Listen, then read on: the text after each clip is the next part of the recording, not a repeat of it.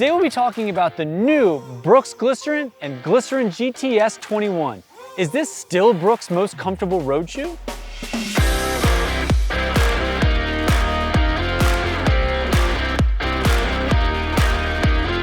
Just a quick reminder, we were not given these shoes from Brooks. They didn't ask for our opinion. They have no say in this. These are just our own thoughts and feedback on these two shoes. The Brooks Glycerin and Glycerin GTS are coming out in February of 2024. It's still $160. On the Glycerin 21, the men's weigh 9.8 ounces and the women's is 8.8. On the GTS model, the men's is 10.5 ounces and the women is 9.2 ounces. So, if you've been a runner for a long time, you're probably familiar with this shoe or perhaps running a different version of the Glycerin over the time. This is one of Brooks's most tried and true models. There's always a good reason when you see a high number after a shoe that they've been making it for some time. Version 20 was a huge update from this shoe, and it's nice to see just some minor but important improvements on version 21. This is a max cushion neutral shoe on just the standard Glycerin. It features Brooks's DNA Loft version 3, and it's got a mesh engineered breathable upper to it. This is a nice long distance shoe, and one of the things I noticed right away on this was how light it was. You know, this shoe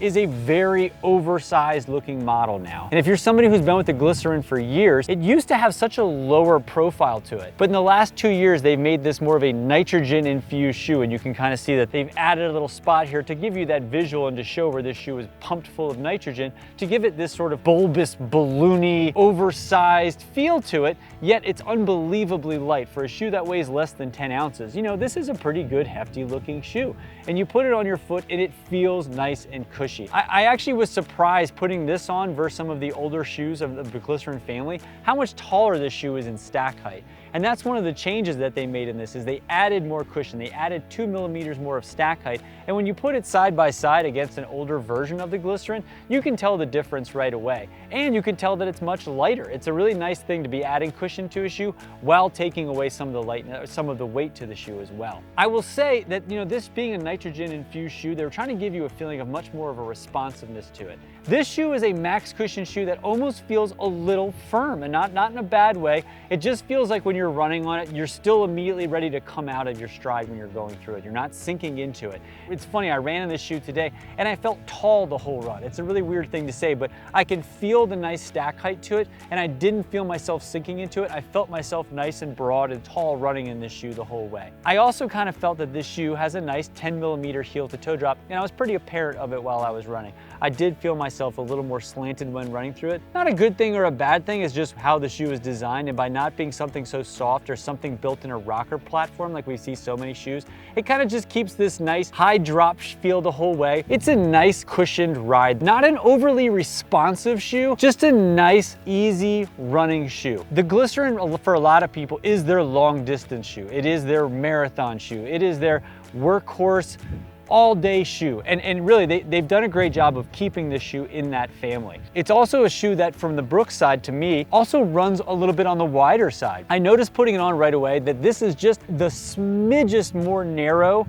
than the previous version of it, but not enough that you really need to adjust sizing. And it could be something that the more I wear it, it will adjust a little bit, but I could just tell right away that it was just a pinch narrower than previous, but the sizing lengthwise I think was spot on. And we've seen over the years different Brooks models that haven't been as perfect on the sizing. Specifically to me, like Glycerin 19s and 18s were some of the narrowest and shortest versions of any Brooks shoes that we've ever carried. Version 20 and now into 21, the sizing to me on the length is perfect. And again, the width, while a little bit narrower, still way more accommodating than a lot of other shoes out there, and especially on the Brooks side. Moving over into the GTS version, this is the go-to support version of the Glycerin. So a lot of the specs are the same. It's a 10 millimeter stack height, DNA 3, you know, the same engineered mesh to it.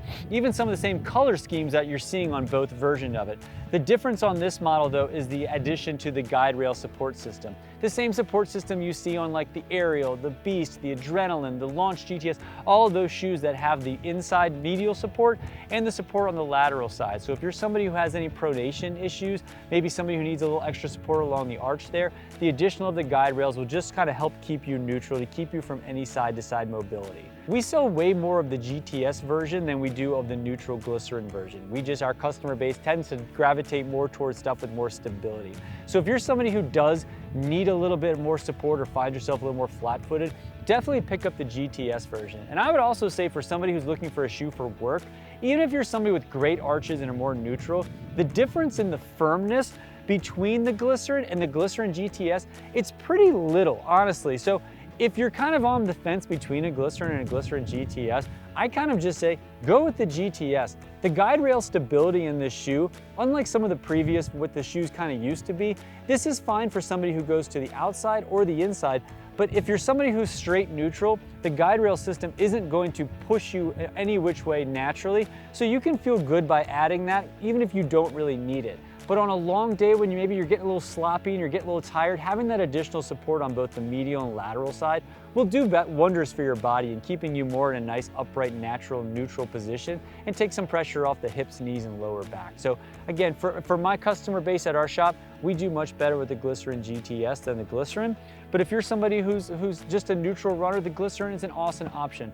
They talked about updating the shoe by adding a little bit of width through the midfoot to give it more stability with a little more landing zone. Now, I will say, we measured an old Glycerin versus the newer Glycerin, and I actually didn't find any difference in the medial width to it. So I'm not sure what they're referring to, but to us it felt the same. But I will tell you, again, compared to other max cushion neutral shoes, this isn't a straight last, but it does feel wide enough that even the neutral model does give you a little more stability than some other max cushion neutral shoes. I'm gonna say a great job by Brooks on this update. You know, it was the little differences made it nicer, but they didn't change enough that I feel like it was a regression. Because for us, the Glycerin 20 and Glycerin GTS 20 were massive hits for us at the store. Really, probably one of our 3 best shoes that we had last year.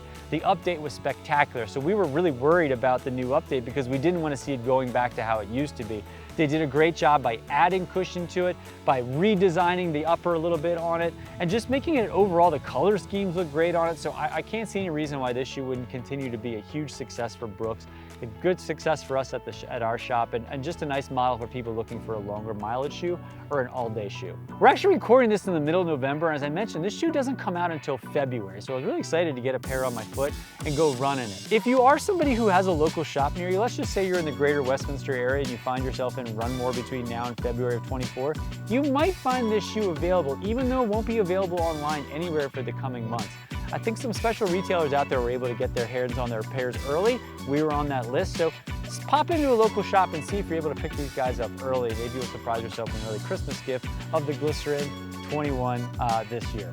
Thanks so much for watching our video. If you have any questions on this, feel free to leave it down below. We'll get back to you as soon as we can. And as soon as we're able to list this shoe on our website, come on back and check it out. And if you use promo code RUNMORE, you'll save 10% and we'll ship it out for free. Thank you so much. Happy running, and we'll see you around town.